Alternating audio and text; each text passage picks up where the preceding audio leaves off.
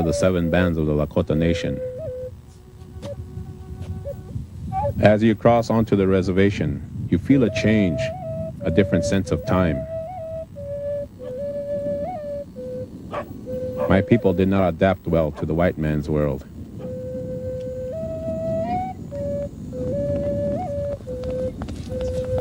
Far from the tourist in the Black Hills, Indian reality begins.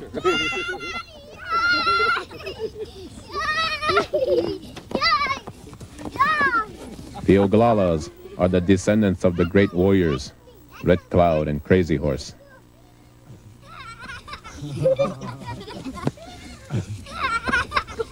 There you go. There you go.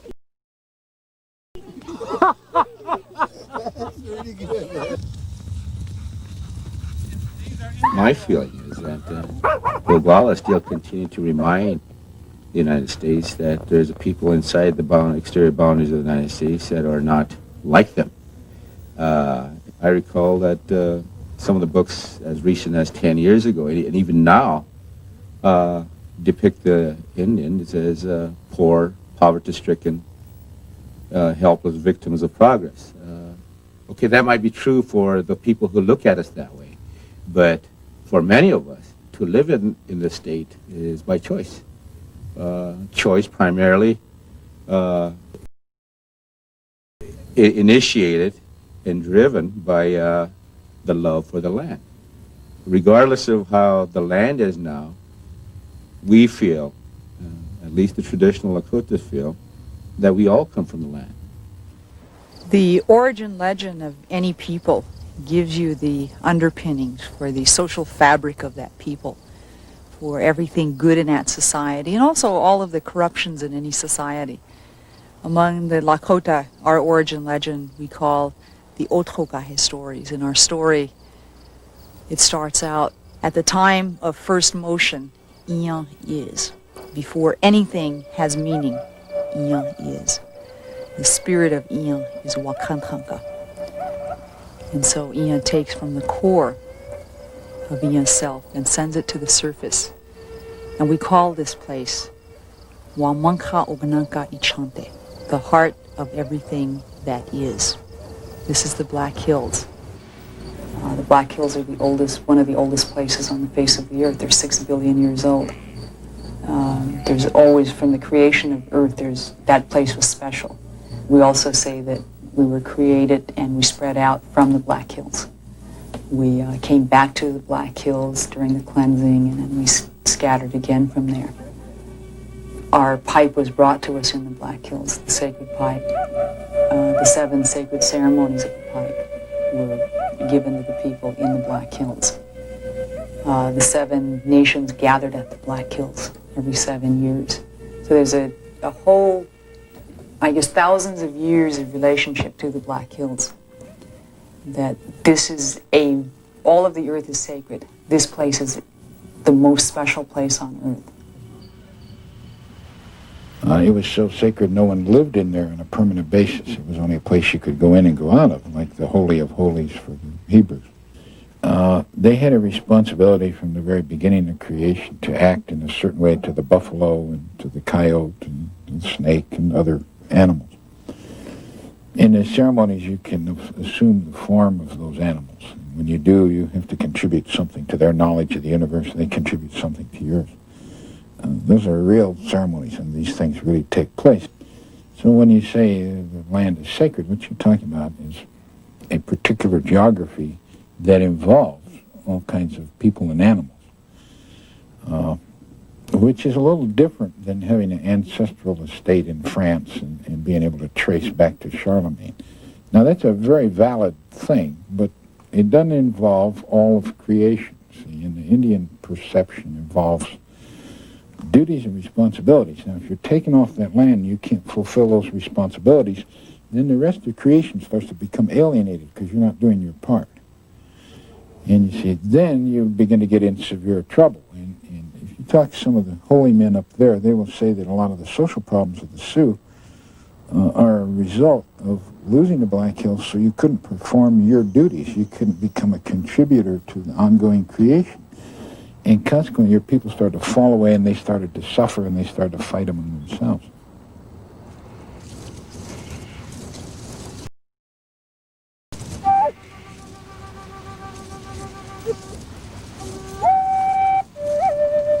The troubles of my people began with the loss of the buffalo. The buffalo provided my great-grandparents with their food, their clothing, and their shelter. But in the 1860s, white immigrants traveling west on what we call the Thieves' Road began to slaughter the buffalo. Hostilities between the Indians and whites grew. Led by Chief Red Cloud, the Lakotas went to war.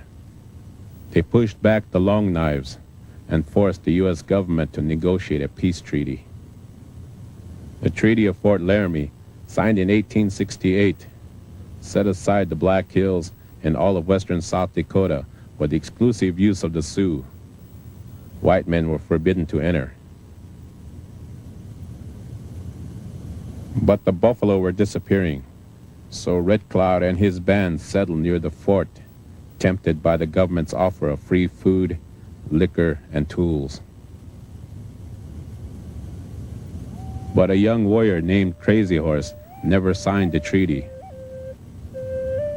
He and his followers remained on the Lakota hunting grounds and refused to join Red Cloud at the fort.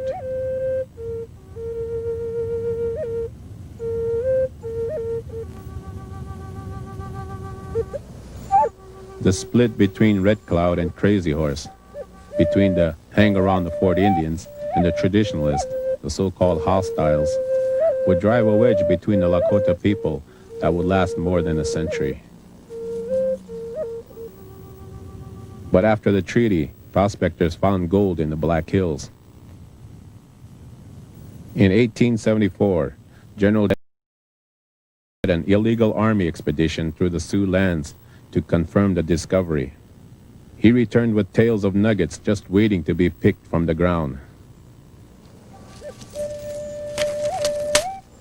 After the discovery of gold, the U.S. government pressured the Sioux to change the treaty and sell the Black Hills.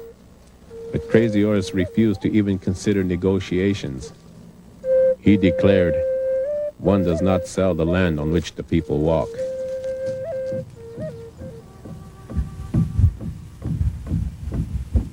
In 1876, General Custer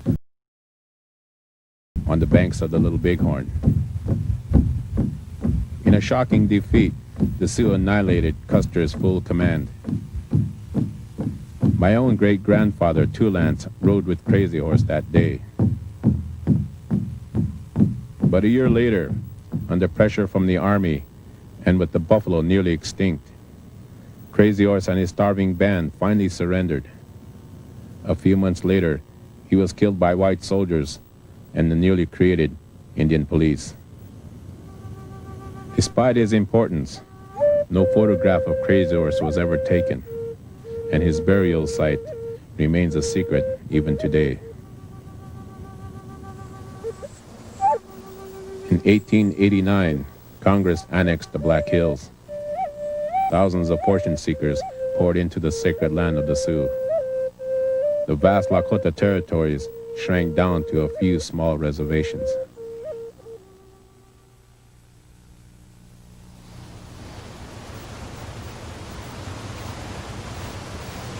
Today, the Pine Ridge Reservation is the poorest place in the United States. It is a land with no visible sources.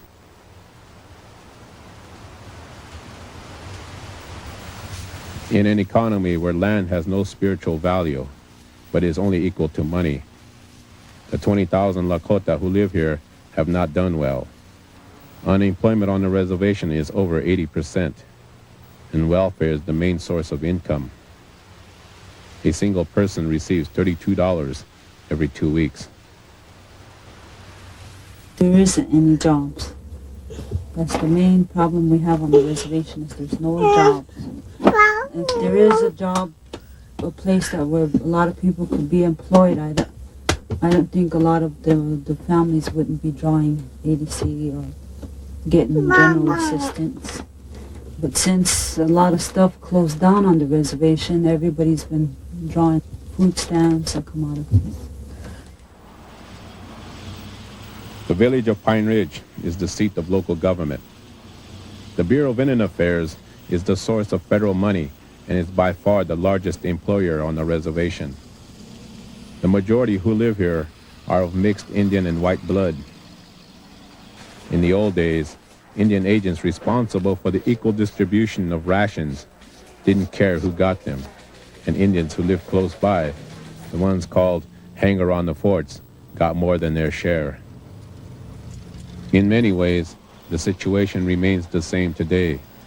The town of Pine Ridge and its political hierarchy received the lion's share of federal aid. And Oglalas who live in the remote districts of the reservation get less. If you go in a BIA office or a tribal building, you won't see any full blood sitting in there. You'll be seeing full blood half-breeds and Washitus. They're all in there. They're taking over everything. What's the matter with the mixed bloods? One day they'll be Indian, next day they'll be White. white. Yeah. One day, against you. yeah, they'll turn. One day they'll be good. One day they'll turn the other way. Yeah. And then there's a lot of these full bloods that do have, they're well educated. But nowadays, like Vern said, you can't go in any office and apply for a job on this reservation unless you have green or blue eyes, and if you're light skinned.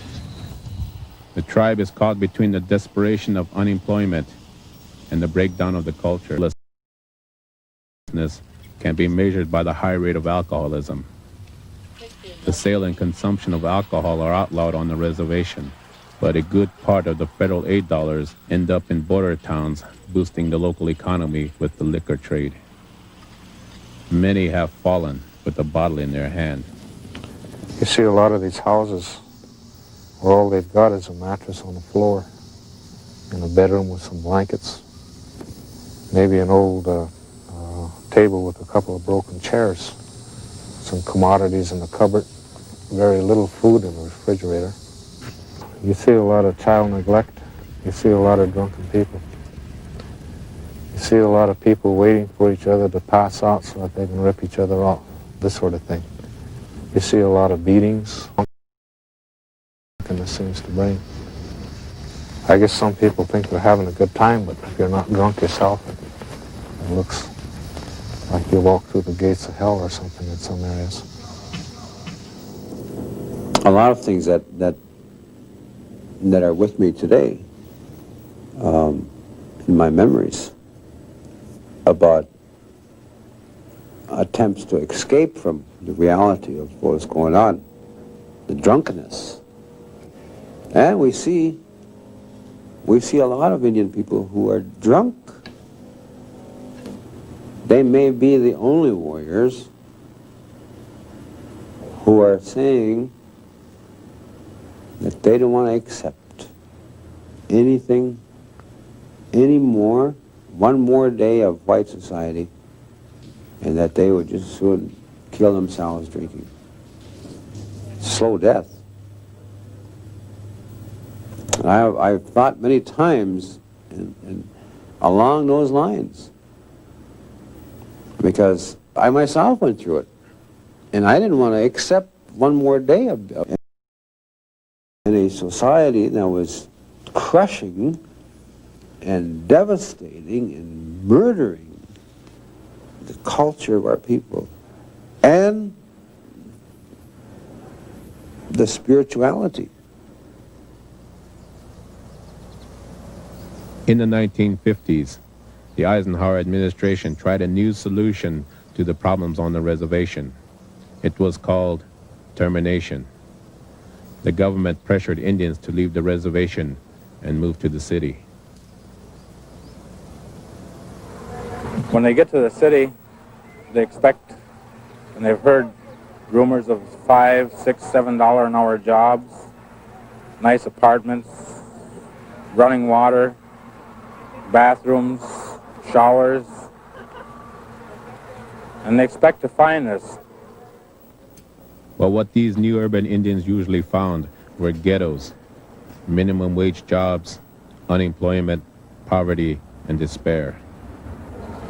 The man of the family can't cope with these problems, as I say. He's never been faced with them on a reservation. On a reservation, at least he could always go out and kill a deer or go out and hunt or fish and bring meat home to his family. Here in the city, there's nothing for him. In the late 1960s, out of the urban red ghettos created by the government's policy, grew AIM, the American Indian Movement. Among the early leaders of this emerging liberation movement were men like Dennis Banks and Leonard Peltier.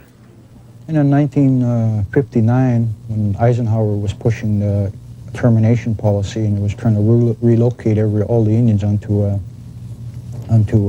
the major cities, right? And Turtle Mountain was, I think, was number 3 on the list to be fully terminated.